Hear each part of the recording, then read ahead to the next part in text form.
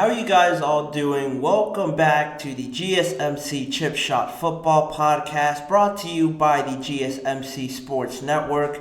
I'm your host, Manny Maradiegue, very excited to come to you here live on April 25th, officially the first day of the NFL Draft. It seems like we've been waiting for this day for a long time. Now it's finally here. I can talk about it more in depth today. I have a few things in line for today's episode. I have the last bit of draft notes and just updates on what's going on around the league, what's being heard, potential hints as to what could come later today via reports and stuff like that. I'll give you some of those.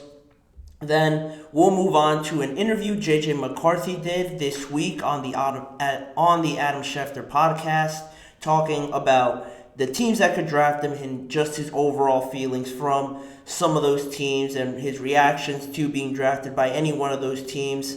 I'm going to get into that as well. Then in the second half of the episode, I've split it up into one conjoined segment.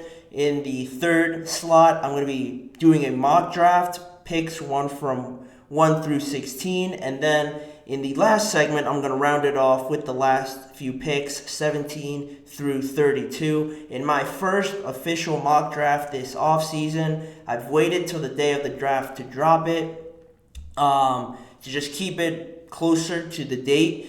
I'm going to give you guys that towards the end of the show, so stick around and listen to the episode today. Make sure to like and follow and subscribe to the GSMC Chip Shot Football Podcast. And before I start on the first segment, I want to remind you guys, if you have any questions or comments during today's show, please use the tip and donations link you see on your screen, gsmcpodcast.net. Using this link, I'm able to see your comments or questions pop up in the chat, and I can read them out loud on air, and then we can carry on the conversation that way. It's more engaging, more interactive that way. It's also a massive help for the show as well as all the other shows across the network. So if you would, please use that link if you have any questions or comments. Once again, the tip and donations link is gsmcpodcast.net. But going back to the first segment, the latest draft day notes before the start of the first round later tonight. There's a lot of things contradicting stories, just reports coming out on quarterbacks, what these teams are feeling, how some of these insiders are shaping out the first round, what they're hearing from in and around the league. And I have a few of them lined up here, and I'm sure there's going to be more, probably right up until the first draft pick is taken. Caleb Williams is taken, I should have said. So these are just the few that I've gathered here beforehand, but it's going to continue on all day. It makes it even more exciting. So getting into the first one that I have written down around the Denver Broncos and their quarterback search around Bo Nix. They've done a lot of work on Bo Nix specifically. Albert Breer of athlonsports.com reported that the Broncos have done a lot of work on him. Like I mentioned, they had an hour-long Zoom meeting with him back in March and a private workout with him as well. Now, that goes back to March, and I'm sure they've continued to still have a close relationship with him, have done an extensive amount of work, not just on Bo Nix, but probably Michael Penix because it falls in their range. But because of their recent acquisition of Zach Wilson and bringing him in, do you think that would change? Like I mentioned, this goes back to March, so there's that aspect of it. But now, because they've done so much work, I think it doesn't really just cross off Bo Nix from the list of being considered to be drafted, but I think it just pushes him down the rung a little bit of maybe waiting till the second round to draft him. I don't think there's going to be that many quarterback-needy teams past the top 10 that feel a need to trade up and get their hands on a Bo Nix, get their hands on a Michael Penix. I think if they just wait it out, it's going to work out the best for their buck. And if some rumors pop out in the second round, maybe they move up then, but I don't think they should in the first round because of Zach Wilson and stuff like that. I think they like Bo Nix, but with bringing in Zach Wilson, maybe getting a trade here or there to move back, I think it'll work out better for the Denver Broncos in the end. But moving on with another story to keep in mind while you're watching the first round and leading up to it, the Las Vegas Raiders general manager Tom Telesco said in his pre-draft press conference that specifically he said, so, yeah, like we have a plan right now to go up if we have to and be aggressive with it. Also said that they're ready to pick at number 13 or move back if that turns out to be the case for them. A lot of rumors have been moving around with the Raiders trading up for a quarterback, staying there, and maybe getting an offensive tackle, which is what I have on my board. But it is interesting that Tom Telesco just says it before the draft leading up to it, because saying it and then adding on that you're going to be aggressive with it could lead some people into believing that they're willing to give up a lot if they really like a quarterback. And I don't think it gets more emotional connection-wise, more strong of a connection than what Antonio Pierce and Jayden Daniels have. If they really, really want to commit to it and Antonio Pierce really believes in Jayden Daniels, which I believe to be the case, then if you can convince Tom Telesco to give up a whole lot to move up to number 2 or number 4, number 3, I think they'd be willing to do it, but it just really depends on the Commanders, who have said that they don't want to trade out, but maybe if they get an amazing offer from the Raiders, as an example, from one of these teams, it could convince them, but it is going to take a huge draft capital load to move from the number 2 pick. I think it's out of their range right now, but anything could happen up until the moment anyone's picked or just in that time being beforehand. We've seen it happen before, so I wouldn't be surprised. And from one quarterback situation, we move on to another. According to the Athletic's Diana Russini, Giants ownership and their quarterback search, how they feel about it might not be how others interpret it as of now. Diana Russini reports that the Giants ownership is reluctant right now to make a move for a quarterback because of that big price tag on Daniel Jones, on his latest contract extension that they just got from him just last year. They got for him, actually. They're a little bit hesitant, reluctant, whatever word you want to use, because of that. It's a lot of money to just go and draft another quarterback right after the year after. And it's important to keep in mind that Joe Schoen didn't draft Daniel Jones, but he did provide him with that contract. He was in those negotiations to, at one moment, think that with the contract negotiations of Saquon and Daniel Jones, he was in there thinking that this was a good deal. So he might not have drafted him, but he gave him a ton of money to be their quarterback. It hasn't really turned out how they would have thought, but he was in that negotiation process, and it is, when you really think about it, it is a tough sell to go and get a quarterback when Daniel Jones will take a hit of nearly $48 million on their cap hit in 2024. So to do that and then get another guy that, again, it is still a rookie, and with the Giants, most of you know my feelings around the Giants and how their roster's built up. I don't think they're ready. So to have an expensive quarterback there, plus another rookie that might not turn out as you would because you're still not ready, I don't see it working out. And the Giants ownership is reluctant about it, but Diana Russini also said that it is more likely for them to trade back than trade up for a quarterback at this point. We'll probably draft a wide receiver, which is what I expect it to be, and make it more of an ideal situation in 2025. But what's more interesting about that, like I mentioned, you have contradicting reports on all these things going on. You hear me say that, and then you get a report from Dan Graziano yesterday on the Giants as well and their quarterback search. And he had another name in mind when it came to the Giants on ESPN yesterday. He said, I've also been told in recent days that the Giants like Penix and might even be willing to take him as high as number 6. There's a lot of chatter flying around, but what is clear is that the Giants have done significant work on the quarterbacks and are very open, if not desperate, to come out of Thursday night with one of them. It's very confusing if you don't follow it, if you don't follow and stay up to date with all these news, what's real, what's not. That's always the biggest question, but it is true that the Giants have done a lot of work on the quarterbacks. You can see that and think, why would they even do that if they're not really considering drafting one?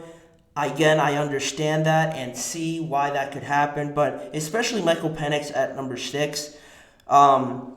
I think it's way too early with an offensive line that still has holes in it. Yeah, they've improved with Joe Runyon and stuff like that, or John Runyon, excuse me.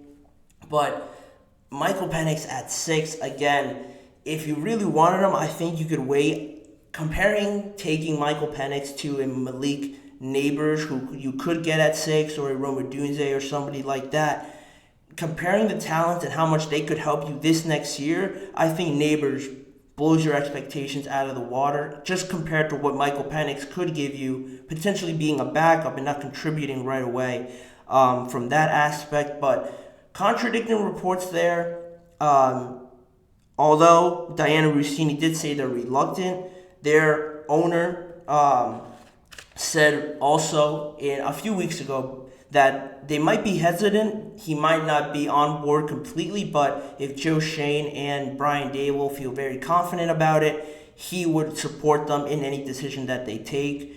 Giving them the full reins to this whole show that the Giants have going on, it is a good thing that he has confidence in them. So while they may be reluctant, it's not impossible for sure. So it's something to keep an eye on as well. And also with the later part of the first round, NFL insider Tony Pauline shared what he was hearing in regards to the Pittsburgh Steelers. And he said, I'm told, the Steelers and Broncos are talking trade, as Pittsburgh is another team that is targeting Mitchell and would move up to draft him. Denver at the number 12 overall pick are hearing interest from the Eagles, and now it seems like the Steelers as well. It would be a similar move, Mitchell meaning Quinyon Mitchell, the cornerback from Toledo.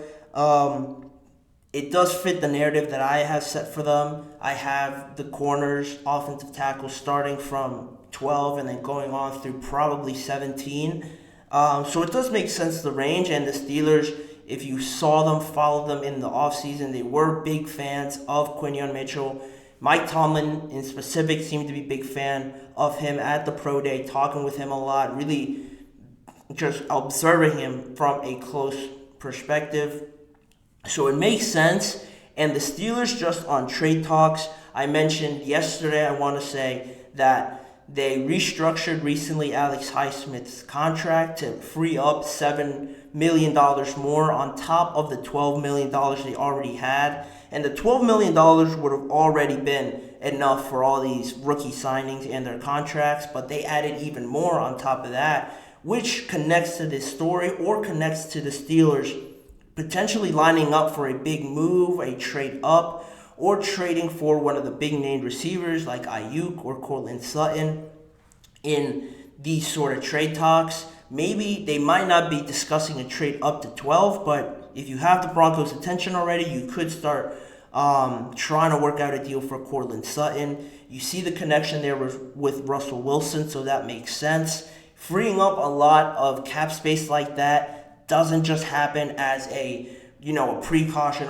We felt that we needed to do this. Let's just go out and do it just for the sake of it. This close to the draft, it always has to do with the first round, and it always plays into your plan. There's definitely smoke there, and this much smoke with the Steelers and Tony Pauline saying things like this, and other people have the Steelers potentially drafting a wide receiver. I think it's too much to ignore. The Steelers are making moves to support it. So in the end, I think it just makes too much sense not to think the Steelers are planning something. And if they stay at 20, I think they're having options there. But I expect them secretly to make a move up or try and trade for a player that they really are fond of. And just to wrap it up on this segment on the last draft notes around the first round. The last thing I would say is around the quarterback situation. Again, Diana Rossini from The Athletic mentioned on one of her reports that while the quarterback is cool with Washington, I'm told in his dream world he would reunite with the Raiders coach Antonio Pierce or play under Kevin O'Connell in Minnesota.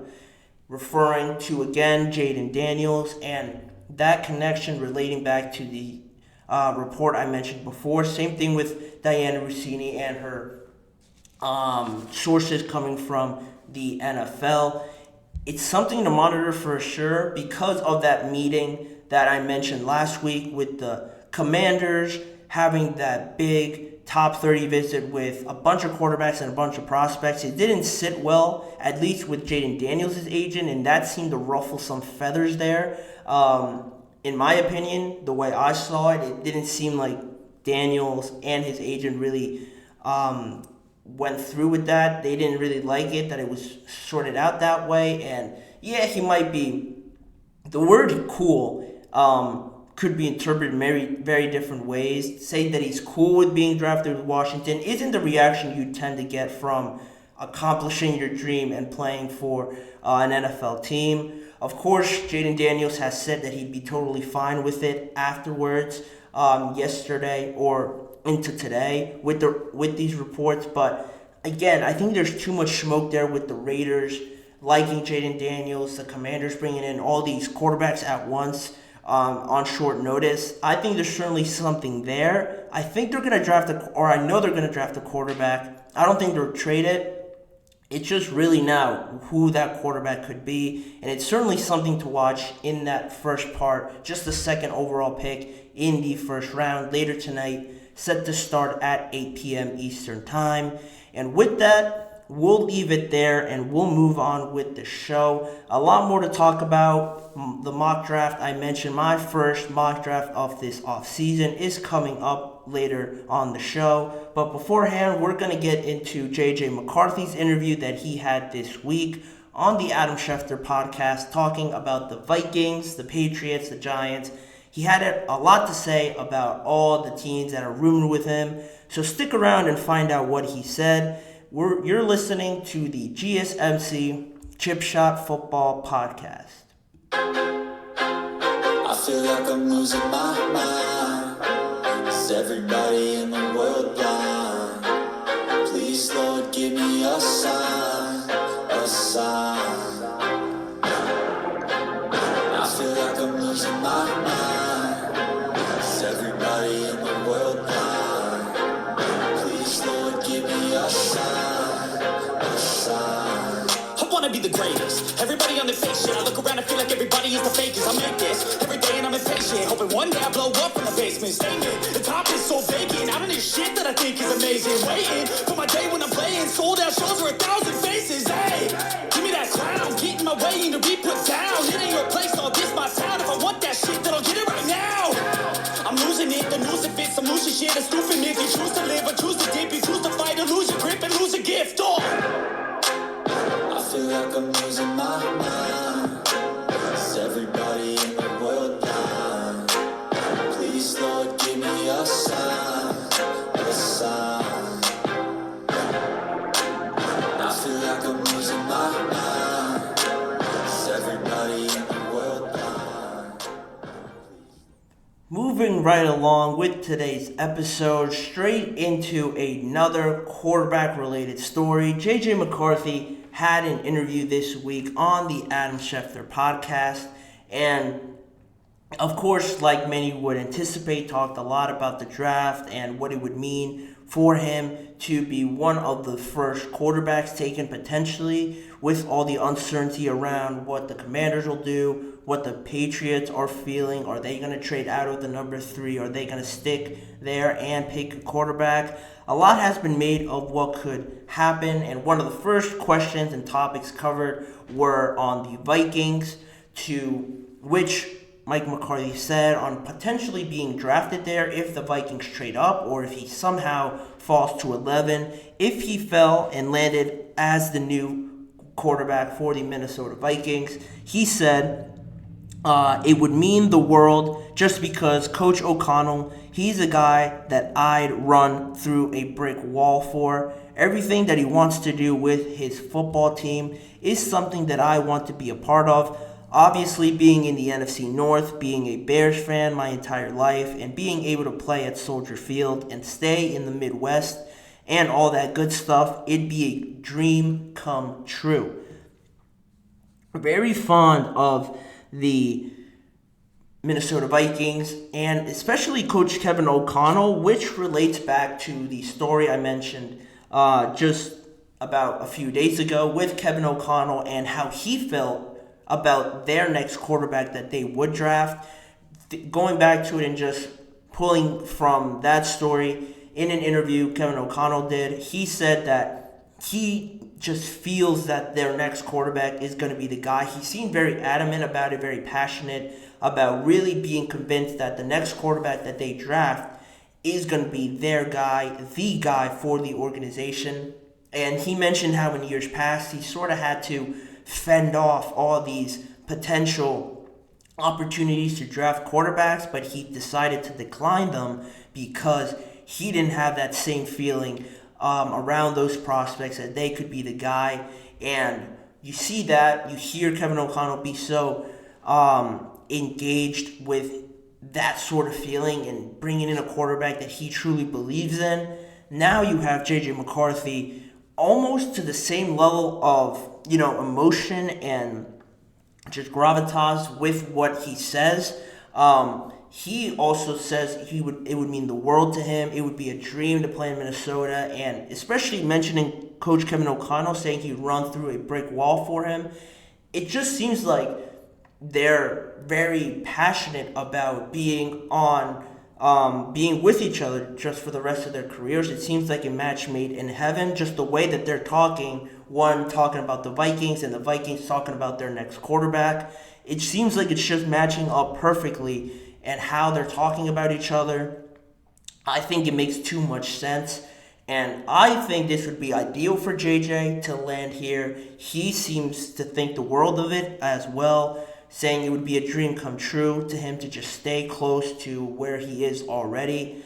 I think the Vikings, to be all honest, I think they are probably the best situation, and really the most similar situation that J.J. McCarthy had to in Michigan compared to all the other teams that could draft him.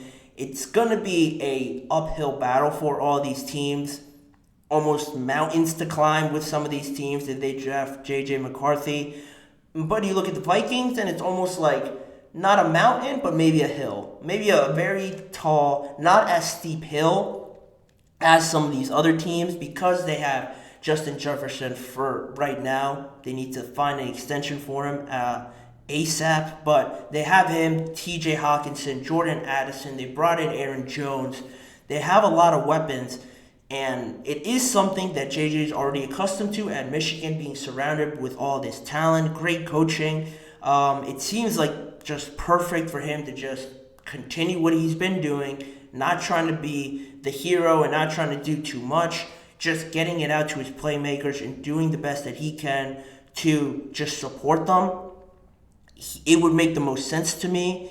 But on his comments about the Vikings, he said, to be fair, that he said some nice things about other general managers, coaches, owners that he has met with. He said that the Giants system, being similar to Michigan's, would be a big help for him. He talked about the New England Patriots and Robert Kraft, saying he was one of the coolest guys, smoothest guys he's ever met. And he also mentioned Sean Payton and the Denver Broncos, giving him great advice all through this draft process leading up to it. He had some nice things to say about a lot of these teams, but he didn't really go into too much depth like he did with the Vikings, so I'm keeping my eye out for that. It makes the most sense to me, and it would probably be the most perfect match in this draft if it were to happen. But there's also serious talks just still with the Broncos of all teams, because Peyton Manning actually texted J.J. McCarthy to congratulate him recently and give him some advice. And he said that there was a mutual interest between JJ and Denver in an interview he did with Denver Sports 104.3. In that interview, he said, I know Denver is very interested in him, and, that the feeling is mutual there. Even so, with Zach Wilson being there, the interest is still strong. So it isn't too convincing, but it is, you have Peyton Manning talking about it, and he has his connections to the Broncos still. And with J.J. McCarthy obviously texting him, he might have some more information there. It is something just to keep an eye out for, and it is just something to pay attention to for sure. This and how Kevin O'Connell talked about him, I just still think is the biggest point to make here. If he's going to Minnesota, if they're going to use potentially 2 of their first-round draft picks to go out and get J.J. McCarthy, it would mean a lot, and it just all falls in line. If J.J. McCarthy is that quarterback that they believe that he is, and the way Kevin O'Connell has talked about it, they're certainly going to use 2 first-round picks to get their guy. He seemed very convinced by that. And all spots, in all honesty, offer different positives for McCarthy, but Minnesota, for me, tops them all because of all the weapons. I'm sure JJ will do great if he went to the Commanders, who I've been a big fan of their offseason. But at number 2, I think that would shock the entire world if he went at number 2 over Jayden Daniels. Then you're really going to see some chaos break out. I don't see that happening. The Patriots could be one. They have things to offer there with New England, a strong offensive line. They're trying to run the ball, so they're not going to rely overly too much on JJ. They brought in some weapons as well on the offensive side, but again, it doesn't compare to what Minnesota has and how he views it as well, following the NFC North. Being a Bears fan, I'm sure that's going to be awkward at first, but staying within that division is going to be great for him. And he went on as well on that podcast to talk about his draft experience, his process up until this point.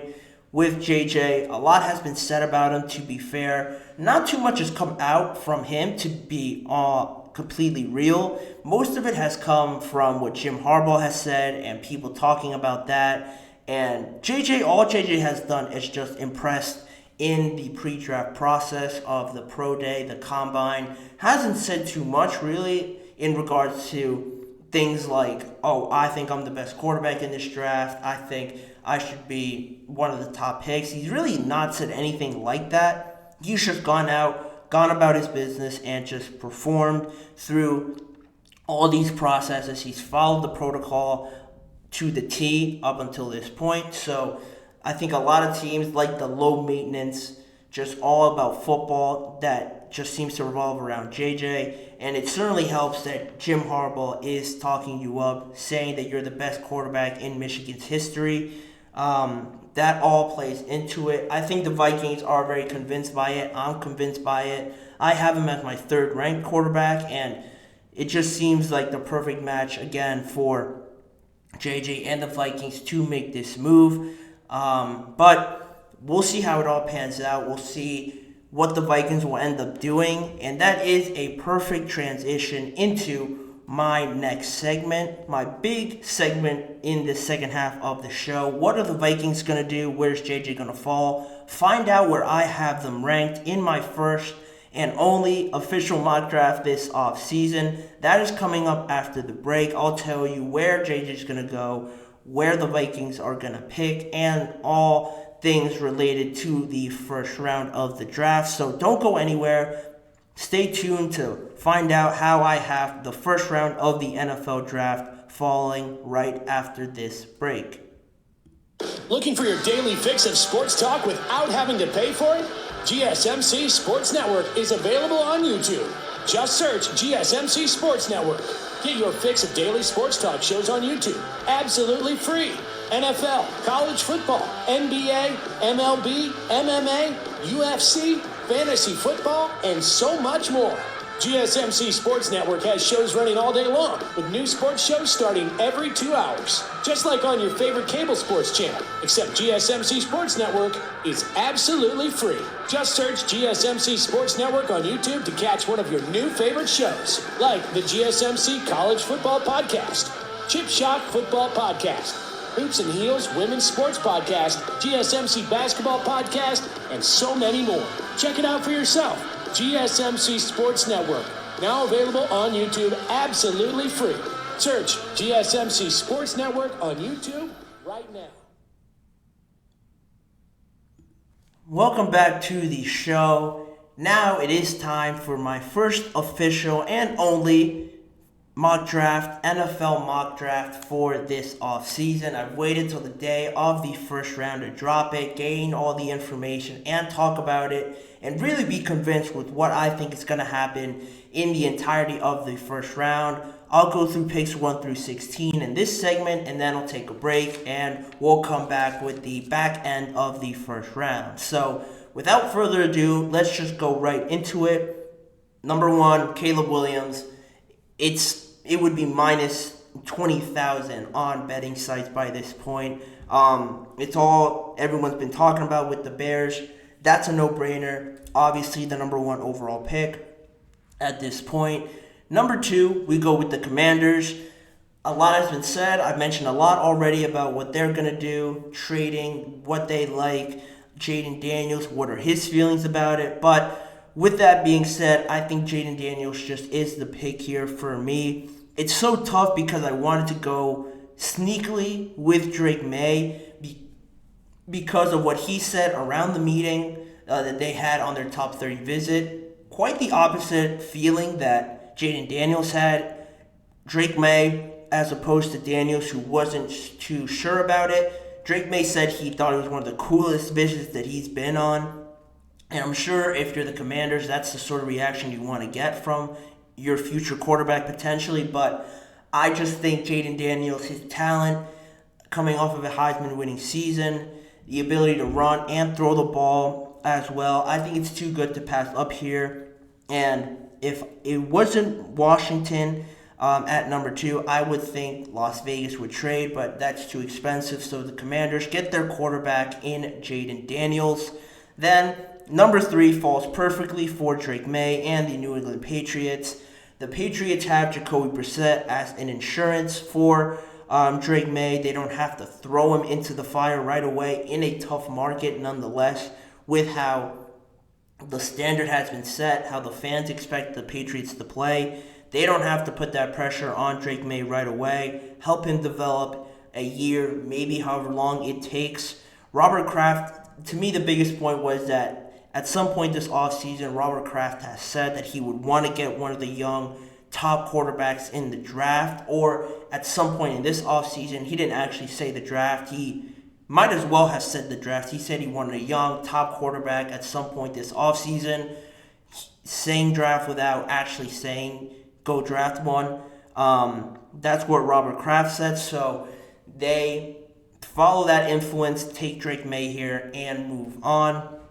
So now at number 4, the Arizona Cardinals, again, not as obvious as Caleb Williams because they could trade out and trade down and accumulate more draft picks, but I think they stay put. Marvin Harrison is too good of a talent to ever think you're going to be in this situation again with the top wide receiver at number 4.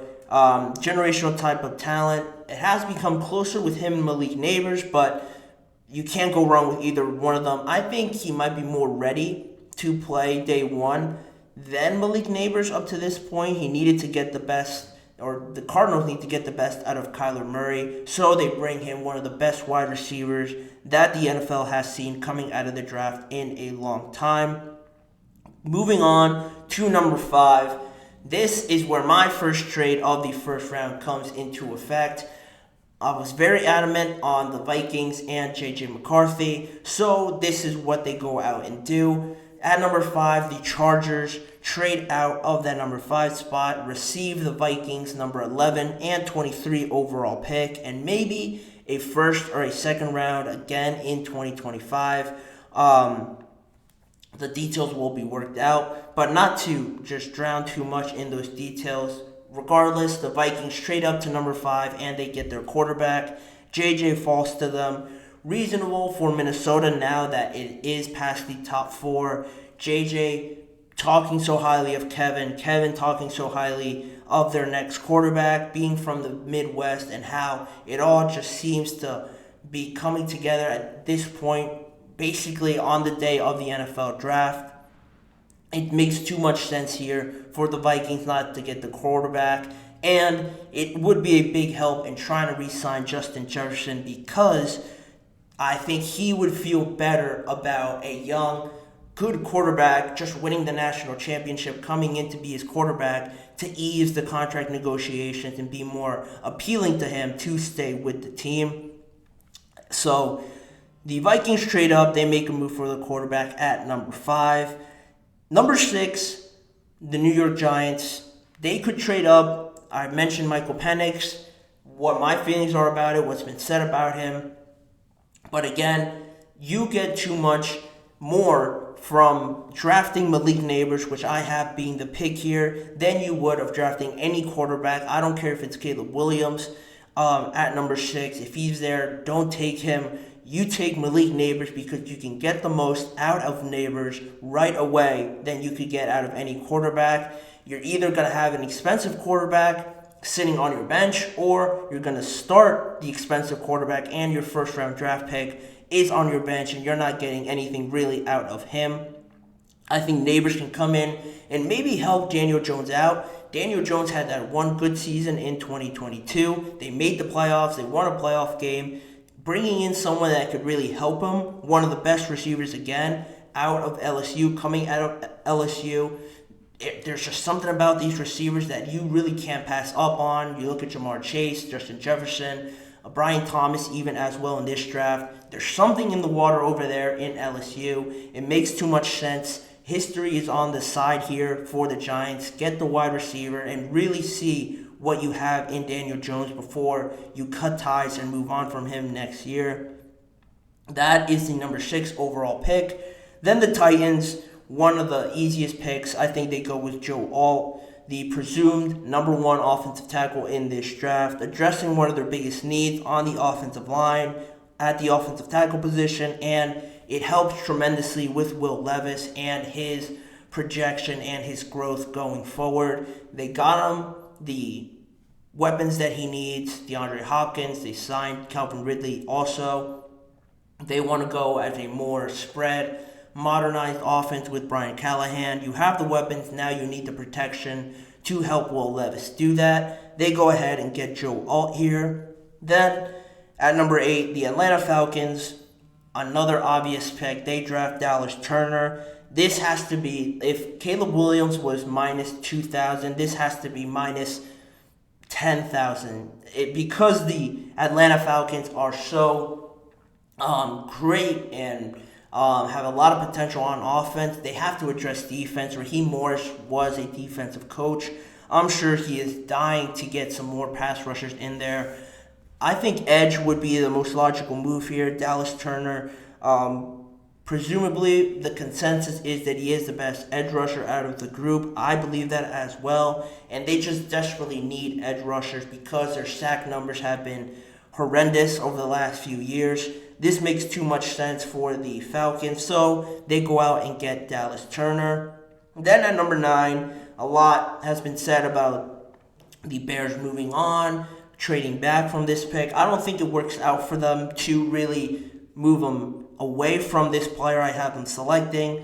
Rome Odunze, any trade that comes through, I don't think it would benefit them too much defensively or offensively if they just move back a few spots and get an offensive tackle or something like that. Rome Odunze is or would be the number 1 wide receiver in any other draft class recently or in the future. He is that good. And you're not going to get another real wide receiver class like this that has 3 1A, 1B, and 1C wide receivers. The Chicago Bears go out and get another weapon for Caleb Williams. And on top of everything, I've seen these two on social media interacting with each other like they know something, like they're already teammates. Caleb Williams and Rome Odunze were on the same flight to Detroit. Caleb Williams tweeting at Rome Odunze like, "Oh my God, I'm on the same flight as Rome Odunze." Rome Odunze replying to it. going back to the question he was asked at the combine, saying that he was actually the pilot for the flight, making a joke of it all because he was asked about it at the combine. These two seem to be very friendly with each other for two guys that have never played together and that have been connected this whole time. I think there's something there. I think they know something's there. Maybe they've gotten guarantees from the Bears that they're going to be drafted together. I think that's the pick. I think Maradiegue goes to the Chicago Bears. And then the New York Jets, I talked about it yesterday. Brock Bowers is the pick here. Unquestionable top 10 talent for me. He has to go in the top 10. It makes too much sense. The Jets need immediate results, and Rodgers will surely be in favor of bringing in a guy that has been touted as one of the best tight ends to come out of the draft recently. And like I said, they're in win now mode. They've done everything to suggest they're trying to win this year, and to forget about whatever happens next. They need to win this year. Brock Bowers certainly helps them do that. He could play in a week or two if they needed him to. I think he's that good. So the New York Jets get him at 10. Then moving on to number 11, the Chargers with that trade with the Minnesota Vikings to acquire their 2 first-round picks. They go offensive line here. They go with Talise Fuaga, the offensive tackle from Oregon State. General Manager Joe Ortiz, Jim Harbaugh have all been all about the offensive line, the toughness, the grittiness, the reliance, being reliable. And I think Talise Fuaga has been that. Over the draft process, pre-draft process, he has slowly grown on a lot of teams. I think they have him very highly rated in this year's draft.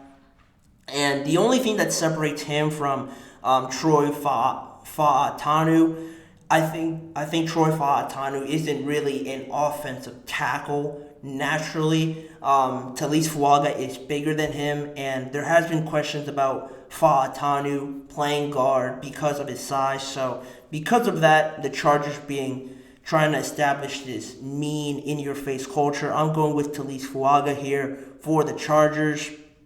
Then my second trade of the NFL draft in the first round, I have the Broncos trading that number 12 pick like I've talked about, but it does fall to the Philadelphia Eagles for their number 22 overall pick, and maybe one or potentially both of their second round picks because they have 2 in the 50 range of this year's draft in the second round. I think the Broncos could really make a case here. If Philadelphia really wants to move up, I'm asking for that number 22 and both of their second round picks.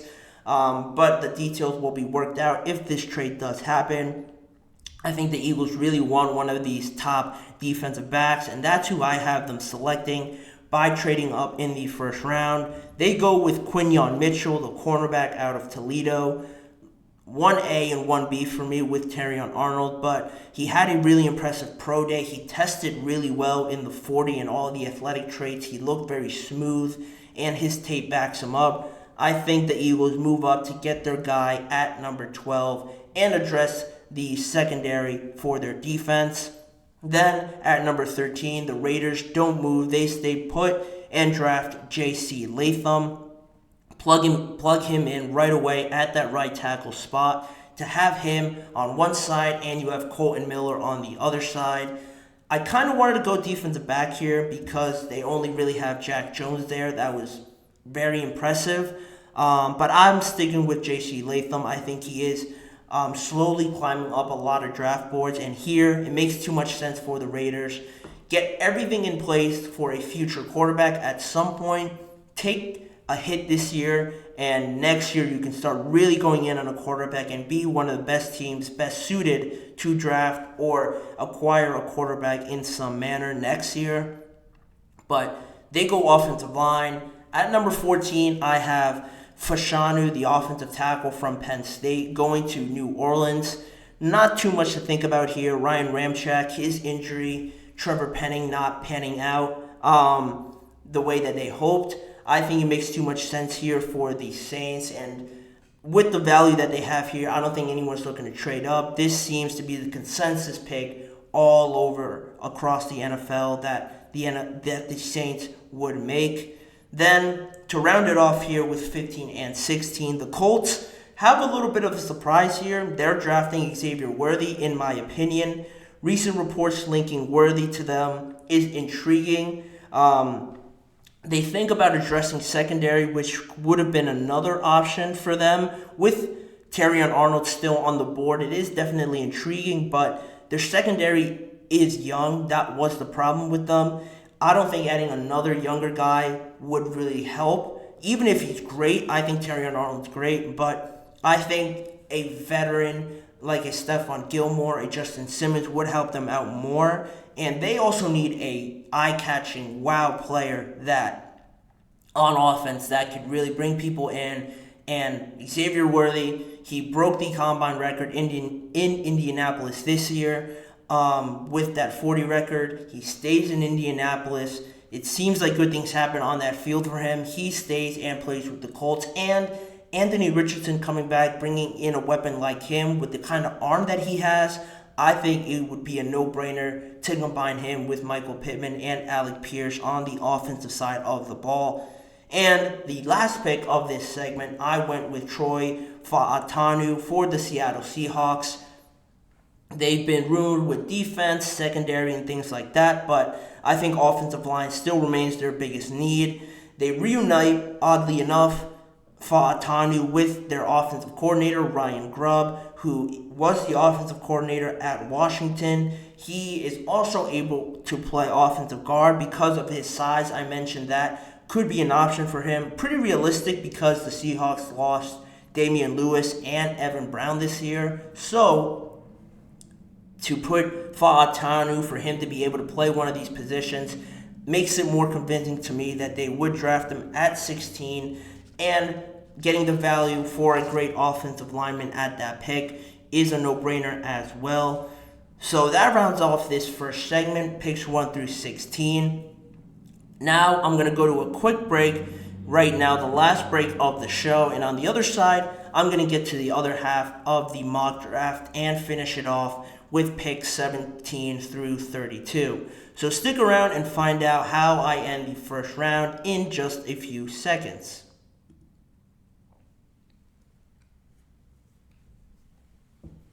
For the best and latest podcasts available anywhere, go to the podcast app on your cell phone and type in GSMC to access free content-rich podcasts on health and wellness, book reviews, sports, entertainment, relationships, social media, movies, technology, finance, and even weird news. Subscribe and download the GSMC Podcast Network's family of shows, available everywhere podcasts are found.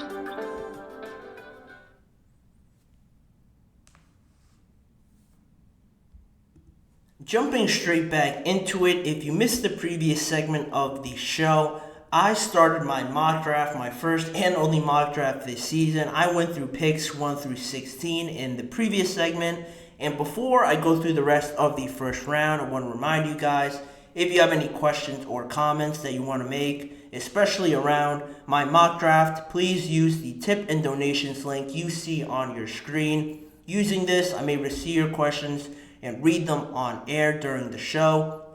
Using that way, it's more engaging, more interactive, and it's a massive help for the show. So again, if you're able to use the tip and donations link, it would be greatly appreciated. The link being gsmcpodcast.net. We always thank you guys greatly whenever you're able to do that with any question or comment. But moving on now to finish off the first round on today's episode of the podcast, straight back into it with 17. The Jacksonville Jaguars select Terrion Arnold, my favorite defensive back in this year's draft. They need some help in the secondary. They already brought in Darnell Savage from the Green Bay Packers through free agency. Could have gone wide receiver here too, but I think it's just a bit too early to go and get a Brian Thomas and A.D. Mitchell, one of those guys. I think defensive back is in more of a necessity for them, less top-tier talent in my opinion. They go and get my favorite one at 17. Then you move on to 18, and it isn't too early because it's one pick after. The Cincinnati Bengals get Brian Thomas. because yesterday T. Higgins requested a trade once again. I know Trey Hendrickson also requested a trade, but after the big news that Trey Hendrickson requested a trade, you could look at edge rusher here, but after the news broke that Trey Hendrickson requested a trade, he said that, or reports came out that he might have also considered retirement and that he really doesn't want to leave the Bengals, just really looking for a contract here. Not that the Bengals would really consider trading him anyway, but he even considered retirement at one point this offseason, so there's certainly something there with Trey Hendrickson and what he's trying to do with his career. But T. Higgins also requested another trade. I think they go Brian Thomas here in case they do move on from T. Higgins, in case this is the last run of him. They reunite one LSU receiver that worked out for them in Jamar Chase with another one just a few years later. That LSU connection, I'm sure it makes too much sense for the Bengals not to do it. With the possibility of losing T. Higgins, I think they go with Brian Thomas. Then at 19, the Rams draft the Byron Murphy, arguably one of the best defensive players in this draft.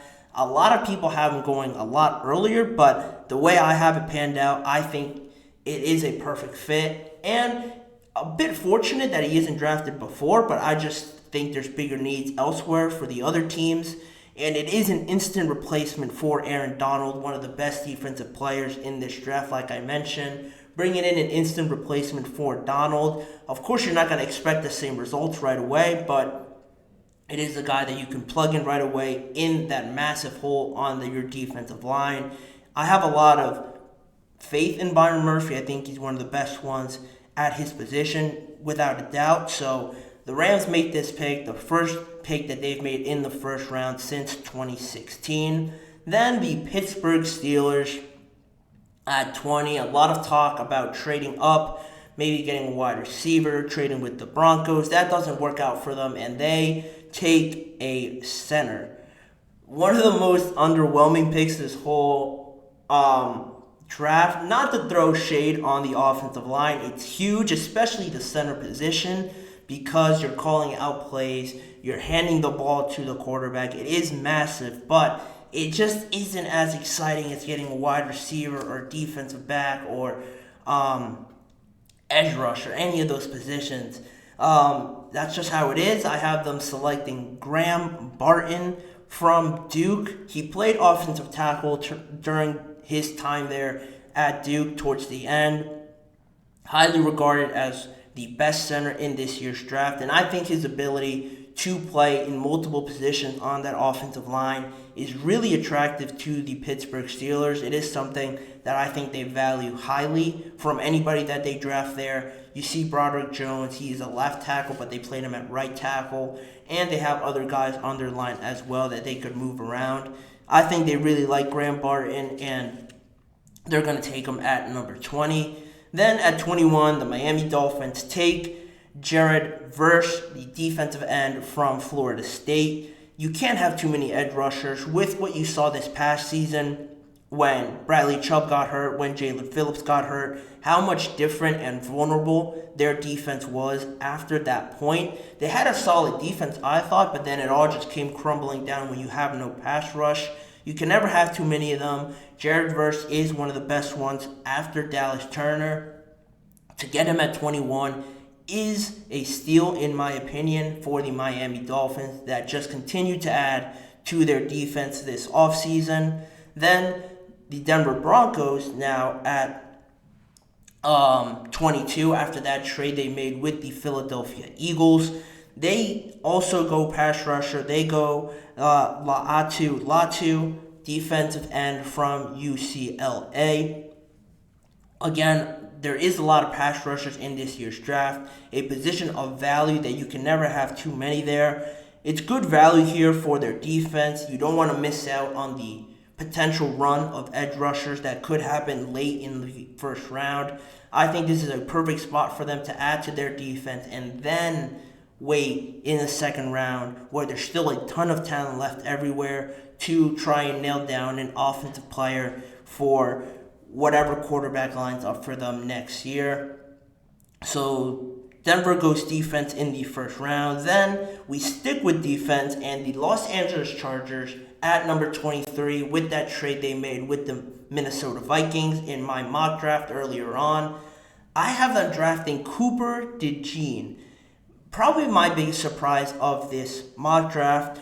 You're watching it, you're following it, and you think Cooper DeJean, why would that be the pick? They need a wide receiver. How could they not draft one in the first round? Well, I just think Cooper DeJean fits the kind of player that Jim Harbaugh is looking for. You saw the reports of him going earlier, of the early reports around Cooper DeJean, around his bad injury that he suffered this past year, showing the toughness to come back, put on a private workout for these teams. A lot of teams showed up to that, according to various sources. For him to come back and actually impress a lot of people at his workout, I think the Chargers would be very impressed with that. They addressed offense in the first pick that they had at number 11. That was the Vikings. They addressed their offensive line. Now their defense also isn't looking great, other than Derwin James and Joey Bosa and Khalil Mack. They need certainly some secondary help, and Cooper DeJean is a player that you could line up everywhere, which again would intrigue Jim Harbaugh even more. I have them selecting the secondary player, defensive back or safety, out of Iowa at number 23. Then at 24, the Dallas Cowboys, I think almost a no-brainer. They go with Tyler Guyton, an offensive tackle from Oklahoma. They need a lot of positions after free agency and how many people they lost. Offensive tackle, offensive line in general is one of the biggest and significant positions that you need in the NFL. To draft Tyler Guyton here makes too much sense for them to really go all in on this year and try to get the best out of Dak if you're going to end up losing him next year. Then at 25, the Green Bay Packers stay put and they draft Kool-Aid McKinstry, the defensive back from Alabama. They need secondary help. In the past, I have had them take Tyler Nubin as an example for secondary to have a great duo there with Xavier McKinney. But I think the safety value has sort of dropped as the days have gone on, as now we are at the first round of the NFL draft. Corner still is one of the most important positions. They need somebody opposite of Jair Alexander. I'm pretty certain that Kool-Aid McKinstry has grown a lot more teams. He impressed at his pro day after the combine. Didn't work too well for him. He injured his foot again at the combine, but then he looked very impressive at his pro day.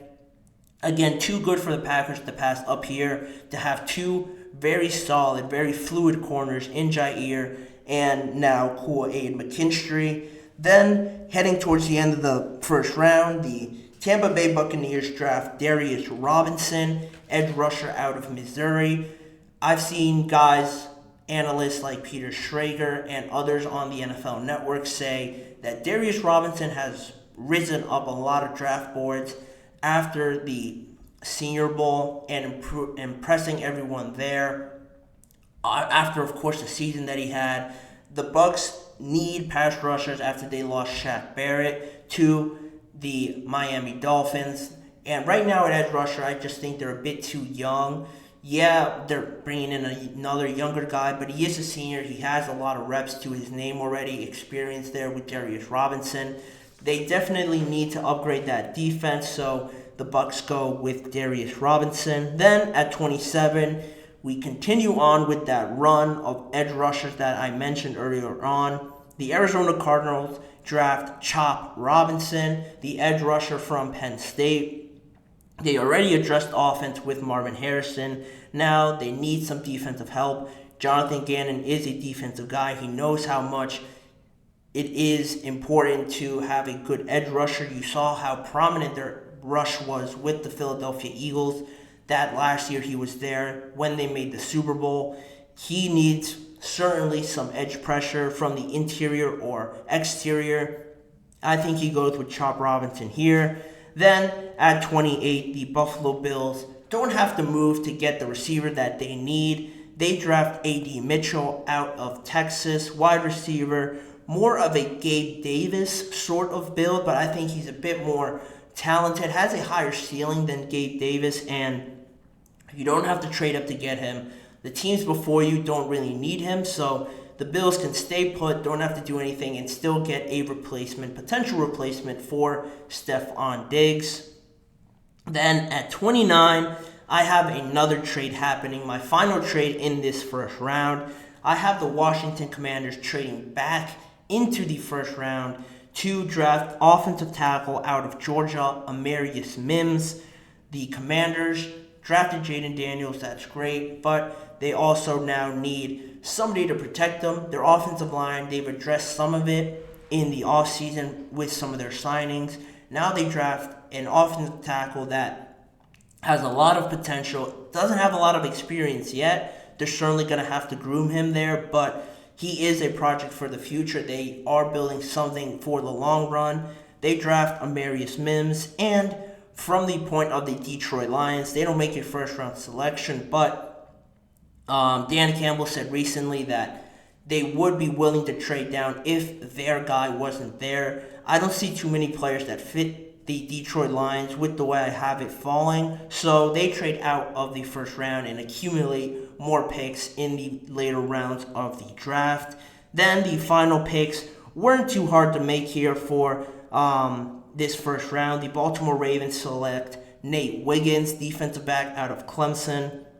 They find another corner to line up opposite of Marlon Humphrey, and they lost Geno Stone this year, which I think was a massive loss for them to the Bengals nonetheless in that secondary as well. They get two very reliable corners that can play press man coverage. Nate Wiggins is super fast as well, so with the amount of receivers you have in the AFC North to add on to that, I think this would be a no-brainer for the Ravens because of how far he fell. To get him at 30, I think is great value for him. Then the 49ers select wide receiver Xavier Legette out of South Carolina. In case Brandon Ayuk, something happens with him, he is traded during the draft, which I sort of expect at some point. You bring in somebody that can instantly at least step in there, bring some excitement to the team out of South Carolina as well, like Debo was so many years ago. Similar build to some aspect, I think that would help. He is a willing run blocker to play into that whole system that Kyle Shanahan has. They jumped the Kansas City Chiefs, who were a candidate to draft him, but I think the 49ers wouldn't miss on this opportunity, so they get a wide receiver to add to their team in case Brandon Ayuk does leave. And the final pick of the first round, the Kansas City Chiefs at pick number 2, they select Jordan Morgan, offensive tackle out of Arizona. He replaces Donovan Smith there at left tackle, who is still a free agent. The Chiefs decided not to re-sign him. He is on the older side, and left tackle is one of the most important positions in general. Offensive line is as a whole, but left tackle, especially for a right-handed throwing quarterback, you have to protect his blind side, and there's no quarterback more valuable in the NFL than Patrick Mahomes. They certainly need to address that in some manner. Jordan Morgan falls to them at 32. Instant replacement because he plays left tackle. He could slide in there right away, or they could maybe sign a cheap free agent and have him groomed into that role. But regardless, they need some help at left tackle to protect Patrick Mahomes' blind side, and they could wait on receiver because this draft has a ton of them just waiting in the second round of the NFL draft. But that is who I have falling in the first round. Let me know in the comments what you guys think of my picks. Do you agree with some of them? Do you think somebody should have been in the first round that wasn't? Let me know all down in the comments below, and I'll be sure to respond to them if I see them at some point. But with that being said, that'll do it for me on today's episode. Very excited to see how this first round of the NFL draft pans out. So I want to thank you guys for tuning in to today's episode of the GSMC Chip Shot Football Podcast presented by the GSMC Sports Network. Please remember to like, follow, and subscribe to the show, as well as following the network on Facebook Instagram, X, and TikTok for more of the network's content outside of sports as well. But if you want to see more of me and the show, check out the GSMC Sports Network channel and the Podcast Network channel on YouTube for YouTube Shorts that are posted daily, full live recorded shows that are all on there for you to watch back, and individual segment videos. If you want to go back and watch a certain segment or you really enjoyed one specific part of the live shows, you're able to do that on both YouTube channels. Tune in every weekday at 6:30 p.m. Eastern Time for more NFL and football discussions around the draft, certainly over these next few days, with me, Manny Maradiegue, as your host, saying thank you guys for joining me on today's episode, and I'm hoping to see you guys back here again tomorrow to react to some of the first round and get into the second round of the NFL draft.